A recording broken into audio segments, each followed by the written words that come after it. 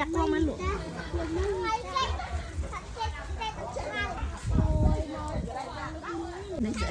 Lẩu đá không làm mẹ tôi là không. Gặp một thằng càng Ở đây. Áp vô khai rồi Khai Khai trong mắt đấy Khai rồi Sao sao Tao ăn hết từng mứng cái vải ăn nha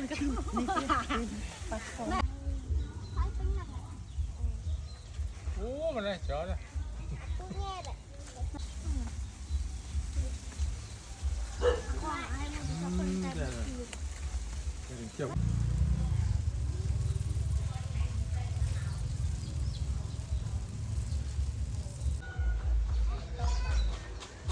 Tính bán cà phê. Trong căn cực khai À đấy.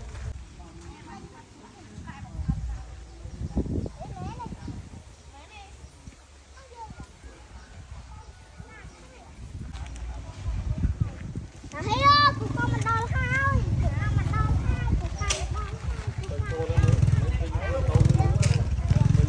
mình đo hai yên hả? Cảm ơn đấy.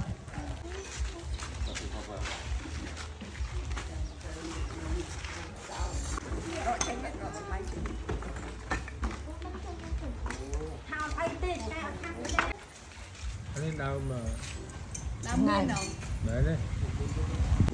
anh đang nghe đâu không nghe với anh mà không có tạm chơi nữ Ai chơi với nhau? Ai chơi với nhau?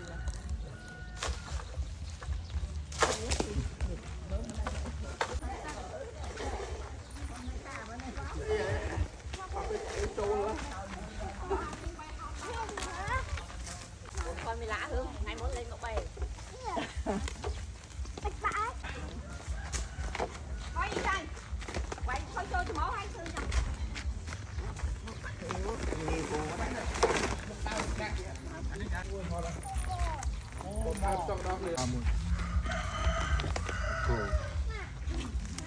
Rồi món này vào đây chân.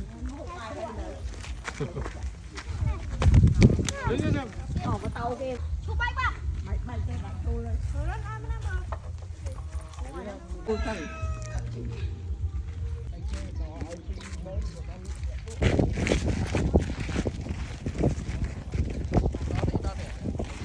Phênh.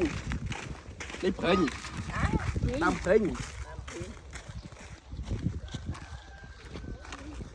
Cà mau muốn nạc lại với sợi phì cà xa hay À ôm. Tô cá này. Chắc bút lá.